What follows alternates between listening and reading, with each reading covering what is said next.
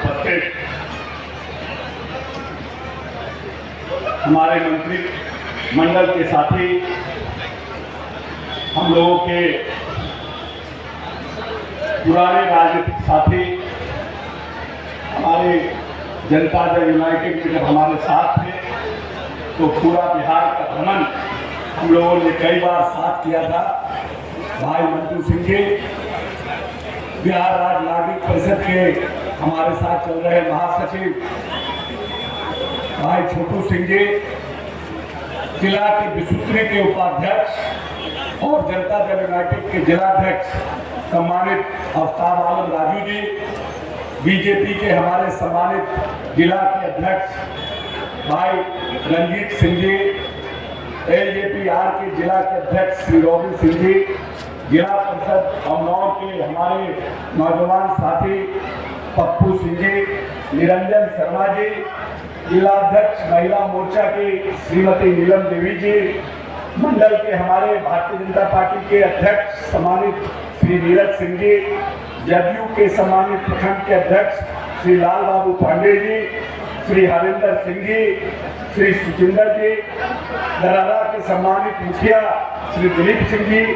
PACS के सम्मानित अध्यक्ष श्री गणेश सिंह जी, मंडल के हमारे सम्मानित अध्यक्ष श्री अभिषेक कुशवाहा जी और विभाग से पटना से आए हमारे अभियंता प्रमुख श्री सम्मानित श्री सुल्तान अहमद जी, मुख्य अभियंता श्री राम मनोहर ठाकुर जी, अधीक्षक अभियंता श्री राम विनय सिंह जी और यहाँ के हमारे नौजवान कार्यपालक अभियंता संत अग्रेज जी और यहाँ पर उपस्थित हमारे एनडीए के तमाम हमारे यहाँ पर उपस्थित साथीगण और नौजवान अभिभावकगण, नौजवान साथीगण, माताएं एवं बहनें, यह सौभाग्य है हमने अपने भाई मंटू सिंह जी के विधानसभा क्षेत्र अमनौर में इस कार्यक्रम में शामिल हुए हैं और विभिन्न विधानसभाओं का कार्यक्रम चल रहा है।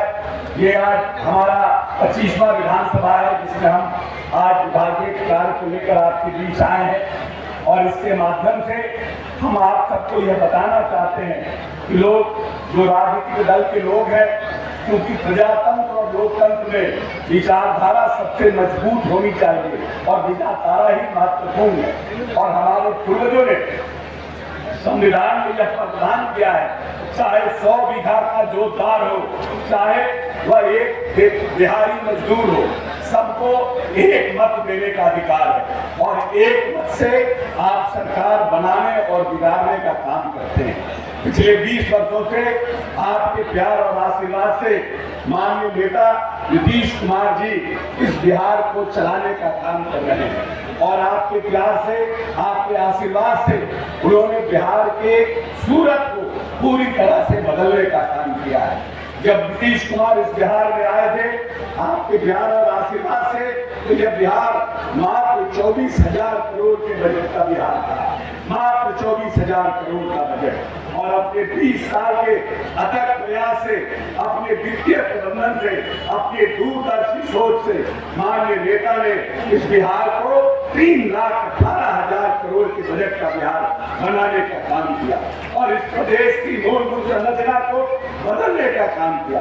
15 में जब आपके बीच आए तो उन्होंने कहा जब तक हम हर घर बिजली लेके नहीं आएंगे तब तक हम दोबारा आपके पास वोट मांगने नहीं आएंगे।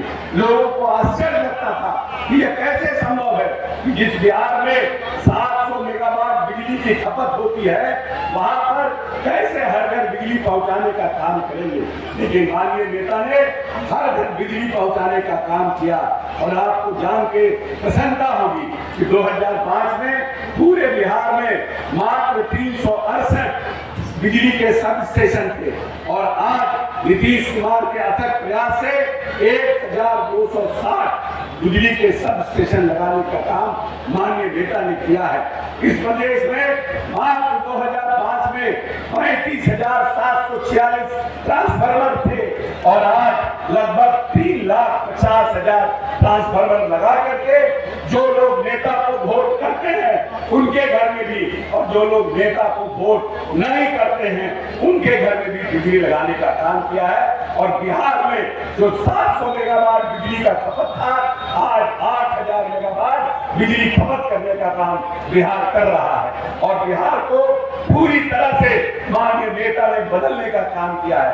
जिस विभाग के हम मंत्री हैं उस विभाग में मात्र 8000 किलोमीटर सड़क थी 2005 में, और प्रधानमंत्री सड़क योजना के माध्यम से बाहर की एजेंसी आकर यहाँ काम करती थी। जब 2005 में नेता आए उन्होंने इस प्रदेश में मुख्यमंत्री सड़क योजना की शुरुआत की। और आपको जान के प्रसन्नता होगी, जो बिहार ग्रामीण इलाकों में मात्र 8000 किलोमीटर सड़क का विभाग था, आज 1,17,000 किलोमीटर सड़क पर वो विभाग बैठा है। और आने वाले एक साल में ये 1,45,000 किलोमीटर सड़क पर बैठा रहेगा। नेता जब आए उन्होंने पूरे बिहार में सर्वे कराया कि बिहार की जनसंख्या इतनी ज्यादा है, फिर भी मात्र 4 लाख लोग मिट्टी की परीक्षा पास करते हैं। क्या कारण है कि हमारे यहाँ इतने कम लोग मिट्टी की परीक्षा पास करते हैं? जब सर्वे कराया तो पता चला कि 10% बच्चे स्कूल के बाहर हैं। और उसके लिए नेता ने इस प्रदेश में आजादी के बाद बिहार पहला राज्य बना जिसमें टोला सेवक और तालमी मरकज का गठन किया। और जो लोग विद्यालय के बाहर थे, चाहे वो अनुसूचित जाति जनजाति के बच्चे हो, चाहे वो अति पिछड़े के बच्चे हो, चाहे वो अल्पसंख्यक के बच्चे हो, उनको विद्यालय लाने का काम किया। 25,00,000 प्राथमिक विद्यालय का गठन किया गया इस प्रदेश में। और जहाँ जहाँ आबादी ज्यादा थी, जहाँ जहाँ बच्चों स्कूल के ज्यादा बाहर थे, वहाँ पर प्राथमिक विद्यालयों का निर्माण करने का काम किया। और 2.5 लाख अतिरिक्त मरकज का निर्माण करने का काम किया। और बच्चों को प्रोत्साहित किया कि आप विद्यालय जाने का काम करिए। और आपको यह बताते हुए हर्ष हो रहा है कि आज मात्र 0.5% बच्चे स्कूल के बाहर हैं, जिसको भी लाने का प्रयास लगातार माननीय नेता कर रहे हैं। और जब 4 लाख व्यक्ति की परीक्षा में बच्चे पास करते थे तो मात्र 50,000 बच्चियां हुआ करती थी। नेता ने पता किया कि क्या कारण है कि सबसे ज्यादा ड्रॉप आउट रेट बच्चियों का बिहार में है। तो पता चला कि 4वीं और 5वीं के बाद हमारे जो गरीब की बच्चियां होती थी वो विद्यालय जाना बंद कर देती थी, क्योंकि उनके पिता के पास इतना पैसा नहीं होता था कि वो अपने बच्चियों को विद्यालय भेजने का काम करे, क्योंकि बच्ची सियानी हो जाती थी और उनके पास अच्छा कपड़ा नहीं होता था।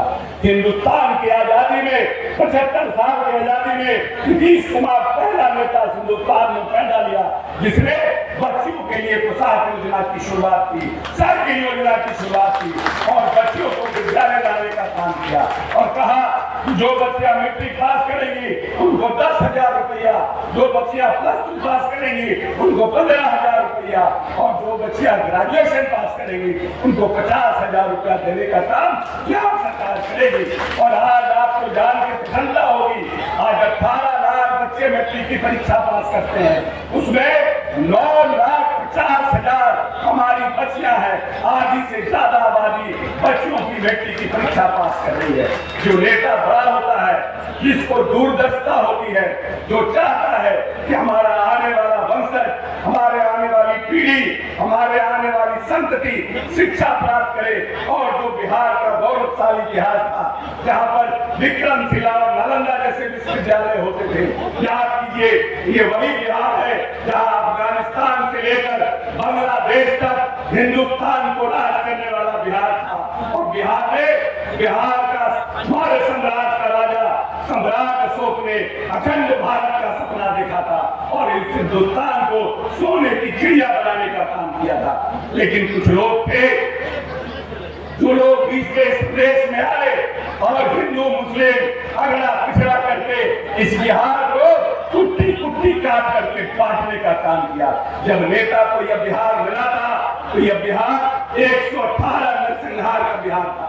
इस प्रदेश में जातीय अनुवाद अपने चरम पर था। इस प्रदेश में नक्सल अपने पैर को इस तरह से जमाए हुए था कि यहाँ पर जेल ब्रेक, 2 जेल ब्रेक हुए थे, जहानाबाद और नवादा का जेल ब्रेक।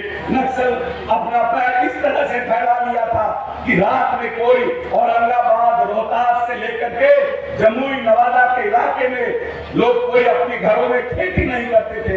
हजारों एकड़ खेत बल्कि बड़ा हुआ था, क्योंकि वहां पर नक्सलों का आतंक इतना ज्यादा था।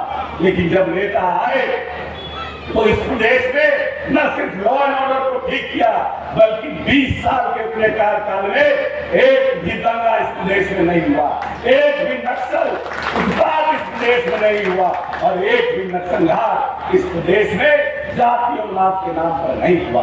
माननीय नेता ने इस तरह की सोशल इंजीनियरिंग को इस प्रदेश में लगाने का काम किया कि पूरे प्रदेश के लोग विकास की गाड़ी पर बैठने का काम किए। जो बिहार, जब नेता को जब बिहार मिला तो इस बिहार का विकास दर 2.5 था, और जो हमारे पहले आए थे शासन में उनको जब बिहार मिला था तो यह बिहार 3.5 से 4 के विकास दर से आगे बढ़ रहा था। 15 साल के कार्यकाल में बिहार के विकास दर को उन्होंने बढ़ाने का काम नहीं किया, गिराने का काम किया। और नेता को ऐसी गाड़ी मिली जिस गाड़ी में न टायर था, न हैंडल था, न हॉर्न था, न हेडलाइट था, और कहा गया कि हिंदुस्तान के इस विकास के देश में आप इसको जीतने का काम कीजिए। तो सबसे पहले कोई व्यक्ति अगर अच्छा ड्राइवर होता है उस गाड़ी को रिमॉडल करता है, और नीतीश कुमार ने पूरे बिहार को रिमॉडल करने का काम किया। और आपको जान के प्रसन्नता होगी कि आज पूरे हिंदुस्तान में सबसे तेज गति के विकास दर से 10.4% के विकास दर से बिहार आगे बढ़ने का काम कर रहा है। यह नीतीश कुमार की सोच है, यह नीतीश कुमार के कार्य करने की प्रणाली है। जब नेता आए तो इस प्रदेश में 46%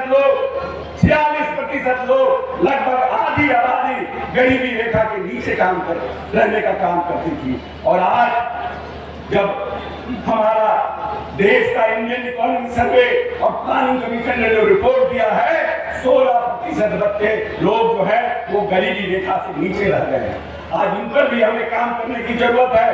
और नेता ने इस प्रदेश में सबसे पहले आजादी के बाद जो लोग कभी मुखिया के दरबारे जाने में 100 बार सोचते थे, उनको लगता था कि पता नहीं मुखिया जी हमको दरवाजे पर आने देंगे कि नहीं देंगे, पता नहीं मुखिया जी मेरी बात सुनेंगे कि नहीं सुनेंगे। वैसे लोगों पर आजादी के बाद इस बिहार में पंचायती राज व्यवस्था में माननीय नेता ने आरक्षण देकर के उनको एक नई राजनीतिक पीढ़ी को शुरुआत करने का काम किया।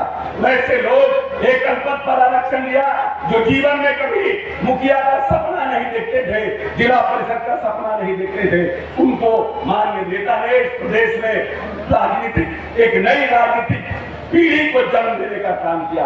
और आधी आबादी जो महिलाओं की थी उनको भी आरक्षण देकर मुख्य धारा से जोड़ने का काम किया। इसीलिए माननीय नेता ने हर तरह से बिहार को आगे बढ़ाने के लिए प्रयास किया कि हम कैसे बिहार को आगे ले जाएं। जब बिहार में नेता आए थे तो प्रति व्यक्ति आए मात्र 7,000 रुपया था, मात्र 7,000 रुपया। और आज बिहार का प्रति व्यक्ति आए 66,000 रुपया है। और नेता मानते हैं कि इसको हमें 1 लाख लेके जाना है। और 1 लाख के लिए यह जरूरी है कि जिन 20 वर्षों में माननीय नेता ने बिहार के मूलभूत संरचनाओं को बदलने में, काम करने में जिस तरह से उन्होंने काम किया, कृषि रोड मैप 1, कृषि रोड मैप 2, 3 और 4 के माध्यम से किसानों को भी सबल करने का काम किया है। और जो मक्का के क्षेत्र में हमने अपने उत्पादन को 2.5 गुना बढ़ाया है, धान के क्षेत्र में हमने 1.5 गुना बढ़ाया है, और दलहन में भी हम लोग लगभग 1 गुना दुगना करने के बस लक्ष्य के आसपास पड़े हुए हैं। मछली में हमने अपने आप को आत्मनिर्भर किया है, अंडा में हमने अपने उत्पादन को बढ़ाने का काम किया है, और जैविक खेती को भी प्रोत्साहित करने का काम किया है। और इसलिए पिछले 5 वर्षों का जो कृषि का क्षेत्र का सबसे बड़ा पुरस्कार है, जो राज्यों को कृषि के क्षेत्र में अच्छे काम के लिए, अच्छे उत्पादन के लिए दिया जाता है, माननीय नेता ने पिछले 5 वर्षों का कृषि क्रमण्य पुरस्कार बिहार को दिलाने का काम किया। और कृषि के क्षेत्र में किसानों को भी आत्मसम्मान और उनकी आमदनी को बढ़ाने के लिए लगातार काम करने का काम कर रहे हैं। जो लोग कहते हैं कि हम लोगों ने SC ST खास करके दलितों पर बहुत काम किया है और अल्पसंख्यकों को वोट लेते हैं। लेकिन हम पूछना चाहते हैं उन राजनीतिक दल के लोगों से कि जब आप इस बिहार की बागडोर करते, जब आपको जनता ने मालिक बनाने का काम किया था, तो इस प्रदेश का अनुसूचित जाति जनजाति का बजट किया था। नीतीश जी के आने के पहले कल्याण विभाग हुआ करता था, जो अनुसूचित जाति के साथ साथ पिछड़ा अति पिछड़ा के कल्याण का भी काम करता था और उसका बजट 2004-05 में मात्र 40 करोड़ रुपया था। और 40 करोड़ रुपए के बजट से न सिर्फ पिछड़ा अति पिछड़ा बल्कि अनुसूचित जाति जनजाति के कल्याण का भी काम किया जाता था। माननीय नेता 2005 में आए और उन्होंने सबसे पहले इस प्रदेश में अनुसूचित जाति जनजाति विभाग का निर्माण किया और पिछड़ा अति पिछड़ा विभाग का निर्माण कराया और समाज कल्याण विभाग को 2 भागों में तोड़ने का काम किया। और सबसे पहले उन्होंने आज जो अनुसूचित जाति जनजाति विभाग का जो बजट है कहा 40 करोड़ में पिछड़ा अति पिछड़ा अनुसूचित जाति जनजाति, और आज सिर्फ अनुसूचित जाति जनजाति का बजट 1935 करोड़ रुपया है। इसी से समझिए कि किस तरह से इस नेता ने जो अंतिम मैदान लोग पड़े थे उनके लिए कल्याण के लिए काम करने का काम किया और पिछड़ा अति पिछड़ा विभाग का 1870 करोड़ रुपया का बजट को बढ़ाने का काम किया। आज कर्पूरी ठाकुर छात्रावास, आज अम्बेडकर छात्रावास का निर्माण कर रहे हैं और बच्चों को वहां ला करके रख के पढ़ाने का काम कर रहे हैं। और साथ साथ जो लोग बड़े लोग जो खाली अल्पसंख्यकों का वोट लेते हैं, खाली अकड़ा पिछड़ा डरा के वोट लेते हैं, उसके समय में अल्पसंख्यक का बजट मात्र 3.5 करोड़ रुपया था। हम अल्पसंख्यक भाइयों से कहना चाहते हैं कि आप जाकर के उन लोगों के दरवाजे पर कहिए कि जो नीतीश कुमार को भाजपा के डर से वोट नहीं करता है, आपको डर से वोट नहीं करना है या आपको विकास देखना है। मात्र 3.5 करोड़ के अल्पसंख्यक का बजट था जब नेता ने बिहार की बागडोर संभाली थी और आज 800 करोड़ का बजट अल्पसंख्यक विभाग का है। इस तरह से नेता ने इस बिहार की बड़ी आबादी जो अल्पसंख्यकों की भी है उसको भी आगे बढ़ाने का काम किया है। तभी तो आज लोग कहते हैं कि बिहार अगर आगे बढ़ रहा है। मात्र बिहार में जब नेता आए थे तो मात्र 5% लोगों के घर में पीने का पानी था और आज लगभग 93% लोग के पास घर में हर घर के माध्यम से पीने का पानी पहुंचाने का काम किया है। जो लोग अंधेरे का, हमारी बड़ी आबादी आधी आबादी अंधेरे का इंतजार करती थी कि कब अंधेरा हो कि हम बाहर जाकर सोच करके आए और पूरे दिन वो पूछती थी कि कब ये सूरज डूब जाए कि हमको बाहर जाने का मौका मिले। मात्र 3% लोगों के यहाँ शौचालय था। माननीय नेता ने हिंदुस्तान की आजादी के बाद नीतीश कुमार पहला नेता हुआ जिसने लोहिया स्वच्छ अभियान के नाम से इस प्रदेश में शौचालय का निर्माण शुरू किया और आज लगभग 94% लोगों को घर में शौचालय का निर्माण करने का काम किया और उन महिलाओं को इज्जत देने का काम किया जो रात के अंधेरे का इंतजार जिनको नहीं करना पड़ता है। नेता ने हर तरह से इस प्रदेश को आगे बढ़ाने के लिए काम किया है और लोगों को रोजगार वितरित करने का काम किया है। नेता कहते थे कि इस प्रदेश में एक बड़ी आबादी, हमेशा याद करिएगा, बिहार लगभग 13 से 14 करोड़ की आबादी का प्रदेश है। निश्चित रूप से यहाँ पर नौजवानों की संख्या ज्यादा है, निश्चित रूप से हमारे यहाँ लोगों का पलायन ज्यादा है, बेरोजगारी ज्यादा है। ये बात कोई नई नहीं है क्योंकि पूरी दुनिया में पर स्क्वायर किलोमीटर में बिहार सबसे घनत्व की जनसंख्या का प्रदेश है, सबसे ज्यादा युवाओं की संख्या हमारे यहाँ है। लेकिन क्या सरकार उन सब चीजों पर ध्यान देती है या नहीं देती है? माननीय नेता ने पिछले 2020 में कहा था कि हम 10,000 नौकरी और 20,000 रोजगार आने वाले 5 साल में देने का काम करेंगे।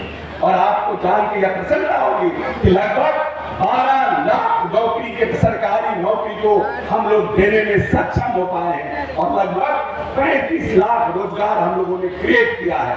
और आज बिहार में 300% जो नए उद्योग है, स्टार्टअप है, उसमें बढ़ोतरी हुई है। और नेता ने लगभग 10 लाख तक जो कोई छोटा उद्योग लगाना चाहता है उसको सब्सिडी देने की बात नौजवानों को की है। और लगातार बहुत से नौजवान इसका फायदा उठाने का काम कर रहे हैं। खास करके दलित, महादलित और पिछड़ों के लिए उन्होंने 10 लाख तक की सहायता देने का निर्णय किया है, जिसमें 5 लाख रुपया ऋण सूद रहित और 5 लाख रुपया अनुदान देने का निर्णय किया है कि आप लोग आइए और आप लोग उद्योग खोलिए, कुटीर उद्योग खोलिए और उसमें हम आपको सहायता देने का काम करेंगे।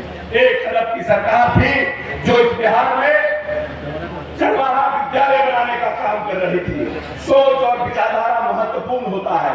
एक तरफ की सरकार गरीब, दलित, पिछड़ों के लिए, अल्पसंख्यकों के लिए चरवाहा विद्यालय बनाने का काम कर रही थी। देश जा रहा है दुनिया 21वीं सदी में, देश जा रहा है आर्टिफिशियल इंटेलिजेंस में, देश जा रहा है कंप्यूटर में, देश जा रहा है हवाई जहाज में। लेकिन हमारे नेता जिनको हम लोगों ने राजपाट दिया था वो कहते थे चरवाहा विद्यालय बनाएंगे, भैंस पर बैठ करके गरीब का बच्चा, दलित हो, बैकवर्ड हो, वो पढ़ाई करेगा और वो आगे बढ़ेगा। विचारधारा सोचिए, 20 साल 1990 के बाद इस प्रदेश में जब तक नीतीश कुमार नहीं आए, 90 के पहले 2 इंजीनियरिंग कॉलेज थे, लेकिन जब तक नीतीश कुमार नहीं आए एक इंजीनियरिंग कॉलेज इस प्रदेश में नहीं बढ़ा। और माननीय नेता ने इस प्रदेश में IIT, BIT, NIT